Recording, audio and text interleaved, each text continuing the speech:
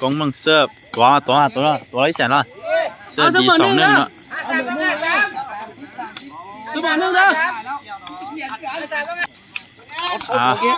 กองเมืองเสิร์ฟเนาะก็มีต่อ2-1เนาะคะแนน2-1แล้วเนาะสูงดีหลายเตะหายเนาะเบ้อยังเกี่ยวได้สูงแนวนี้ตีหัวเข้าไปเปิดได้สูงแนวนี้ตีเรียบร้อยเตะดีเนาะคะแนน2เท่าคะแนน2เท่าเสิร์ฟเข้าไปเปิดได้สูงแนวนี้ตีหัวเข้าไปเรียบร้อยคะแนน3-2มัน3-2แล้วเสิร์ฟเข้าไปเปิดได้สูงแนวนี้หายแน่นอนเตะยอดเบาๆเรียบร้อยคะแนน3เท่าเนาะเสิร์ฟเข้าไปหัวสุดแตกเนาะคะแนน4-3นะเสิร์ฟเข้าไปเปิดได้สูงแนวนี้ไปตีหัวเข้าไปเปิดได้ล้นเนาะสูงแนวนี้เตะซัมแบ็กเรียบร้อยนะคะแนน4เท่าเนาะ2 ใน 3 5 แสนเนาะเกมนี้เนาะสูงแนวนี้เตะเรียบร้อยเตะดีหลายเนาะคะแนน5-4เสิร์ฟเข้าไปหัวสุดหาบได้ทรงมาตีหัวเข้าไปหาบได้ทรงแนวนี้ตีหัวยอดเก็บได้ตีหัวยอดยังเก็บได้แตกแล้วเอาคะแนน5เท่าเสิร์ฟเข้าไปเบาๆเปิดได้สูงนิ่งๆไปไม่เตะหายเนาะเตะดีหลายเนาะคะแนน6-5คะแนน6-5เสิร์ฟเข้าไปโยนหลังเปิดได้สูงแนวนี้เยียดเรียบร้อยเยียบเพื่อดีหลายเนาะลูกนี้เนาะคะแนน6เท่าเนาะ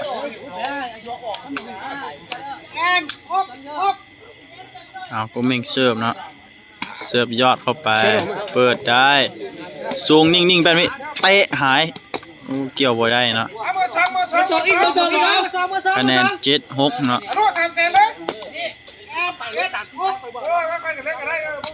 เสิร์ฟเข้าไปขวาสุดครับได้สูงมาในนี้ตีหัวเข้าไปเรียบร้อยตีหัวดีเนาะคะแนน7เท่าก็มิ่งเสิร์ฟเนาะเสิร์ฟเข้าไปเรียบร้อยคะแนนไกลแล้วเนาะ8-7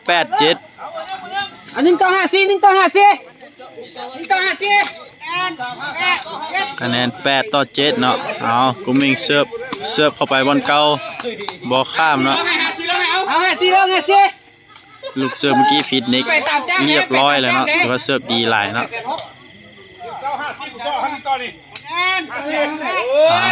เสิร์ฟเข้าไปเปิดได้สูงมาซัมแบ็กเรียบร้อยเนาะเกี่ยวเกือบได้เนาะ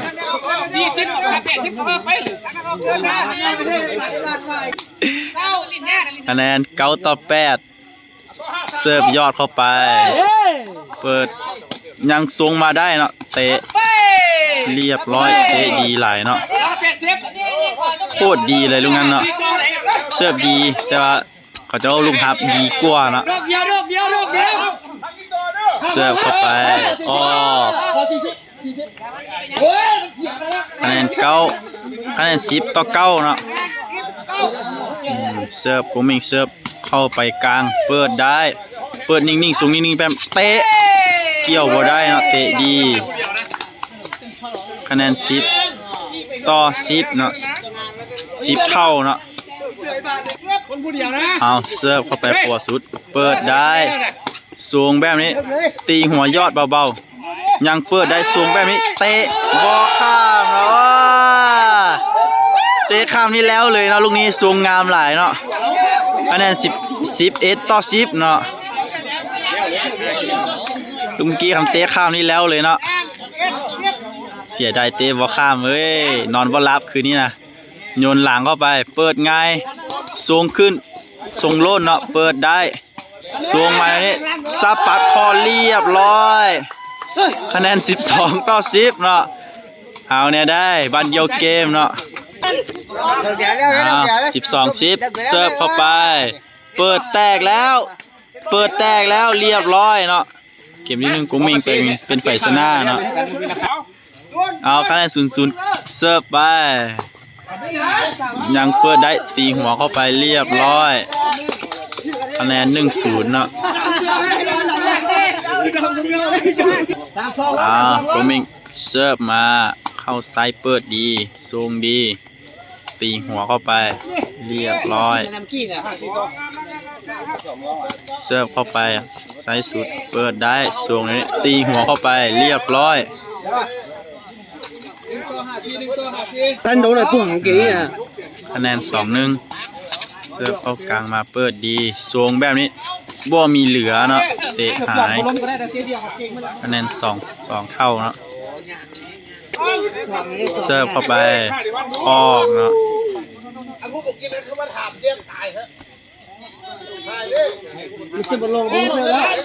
คะแนน3-2เนาะเสิร์ฟเข้าไปยอดเปิดดีสูงแบบนี้เตะเรียบร้อยเนาะเอาเสิร์ฟมาเปิดได้สูงงามไหลตีหัวเข้าไปเรียบร้อย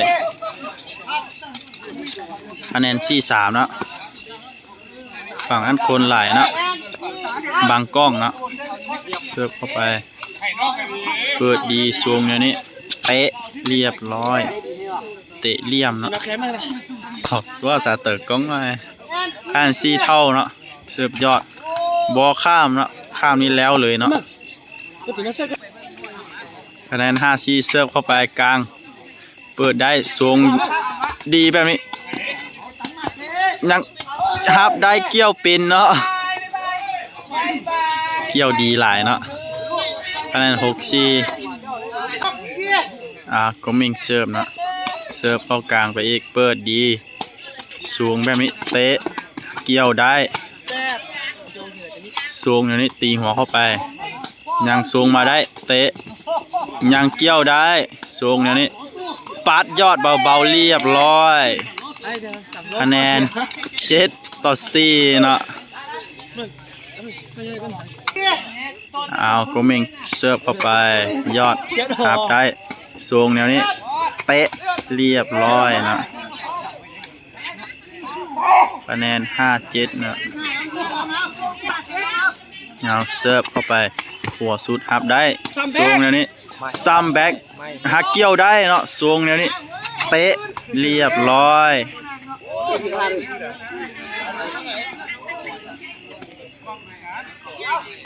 เอาเสิร์ฟ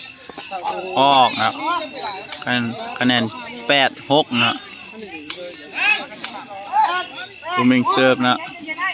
เสิร์ฟยอดเข้าไปเปิดดีทรงดีเตะเบาๆแตะยอดนะคะแนน7-8นะเอาเสิร์ฟยอดไปหลงเลี่ยมแต่ว่ายังเอามาได้แตกแล้วเนาะหลงเลี่ยมนะตรงนี้คะแนน8-8เนาะนักกีฬาตกมือกันเสิร์ฟเข้าไป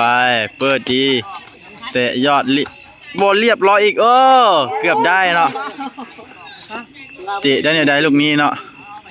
ถือว่าแก้ตัวได้ดีเนาะคะแนน9-8เนาะ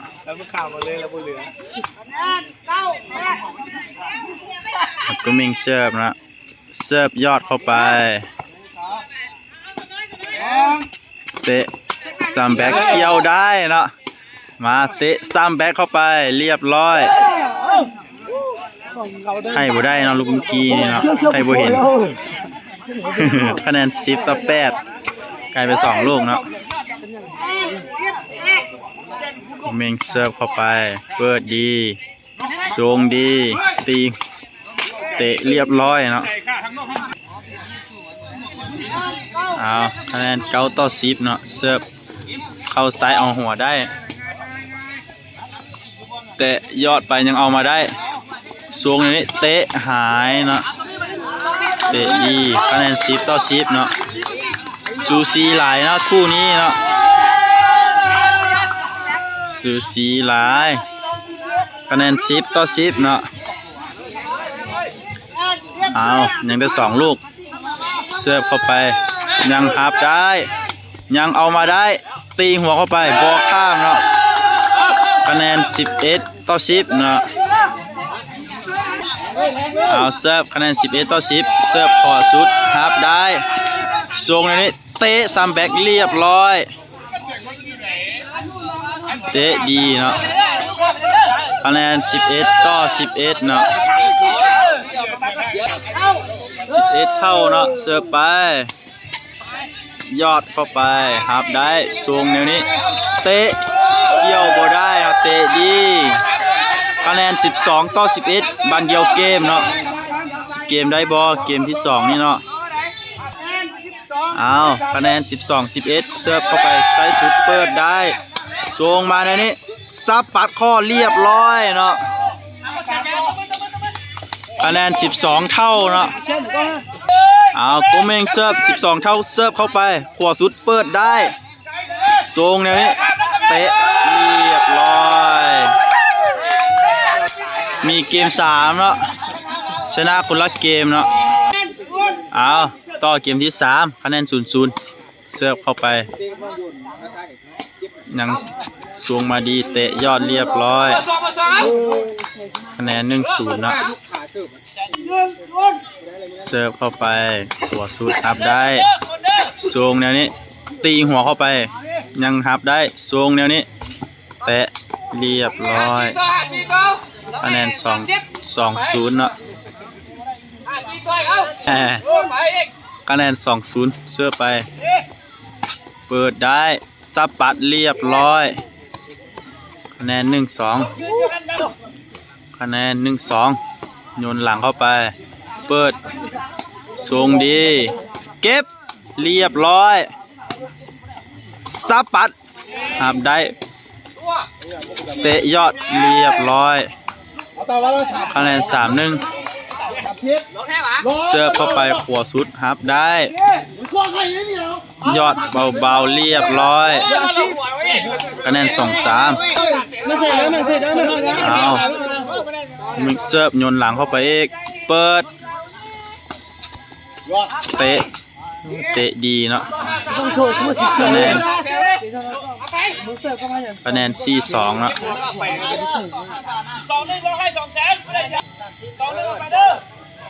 เสิร์ฟยอดมาเก็บได้ส่งในนี้เยียบเข้าไปบอลข้ามเนาะคะแนน5-2 2-5เนาะเปิดได้เบาปัดไปหับได้ส่งในนี้เตะหายคะแนน6-2เนาะเอาเสิร์ฟเนาะคะแนน6-2เนาะเปิดได้ซับปัดเรียบร้อยคะแนน3-6เนาะคะแนน3-6เสิร์ฟเข้าไปเปิดหัวได้ส่งล้นหับได้ส่งนี้ซัมแบ็กเรียบร้อยคะแนน4-6เสิร์ฟยอดเข้าไปครับส่งดีเตะเบาๆออกเนาะ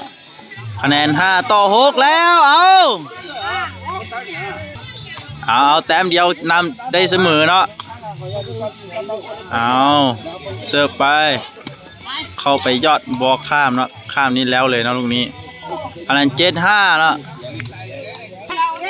เอาคะแนน7-5เสิร์ฟไปขวาสุดเปิดได้ส่งนี้ตีหัวเข้าไปเรียบร้อยคะแนน6-7คะแนน6-7เสิร์ฟเข้าไปกลางส่งแตกแล้วแต่มันยังเตะได้หับได้ส่งแนวนี้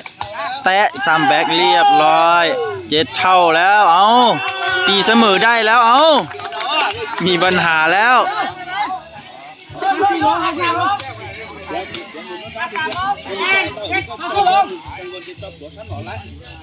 เสิร์ฟเข้าไปเปิดได้ส่งแนวนี้แตะยอดเก็บบอลได้เนาะ เกือบได้นะคะแนน8-7เนาะเสิร์ฟเข้าไป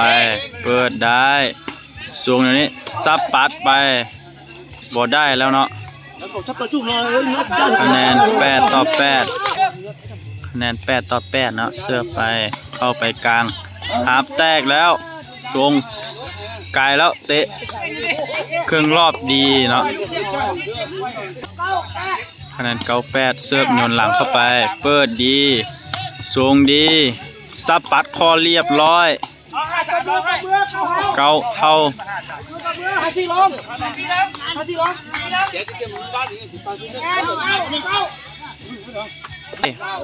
เอาเสิร์ฟคะแนนเก้าเท่าเสิร์ฟเข้าไปส่งแล้วเตะหายคะแนน10-9เนาะ19เนาะเสิร์ฟเข้าไปขวาเปิดได้สูงเดี๋ยวนี้เตะซัมแบ็กเรียบร้อย10เอาคะแนน10เท่าอะไรก็เกิดขึ้นได้เอาเหนียวไป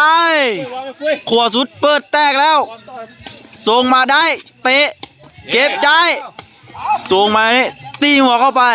ยังเกี่ยวได้อีกส่งแนวนี้แตะเรียบร้อยโหดเกิน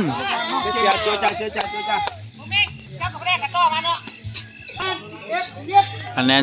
11-10เสิร์ฟยอดมาออกเนาะโอ้ดีหลายนะลูกเสิร์ฟนี่ลงแล้วเลยเนาะ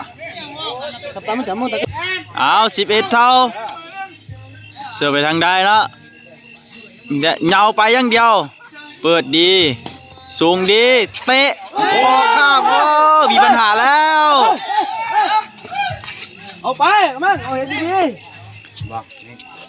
กอกอะไรเรื่องด้าเนอะอะไรเรื่องด้าของเนอะเรื่องด้าเสิร์ฟเข้าไปเปิดได้ส่งได้แตะเรียบร้อย12เท่าเนาะเอาบันเดียวเกม12เท่าเนาะเอาเสิร์ฟไปทางใดเสิร์ฟเข้าไปขวาสุดฮับได้ส่งนิ่งๆเข้าไปซับปัดเรียบร้อยเนาะชนะไปเนาะกงเมงเนาะโหดเกิน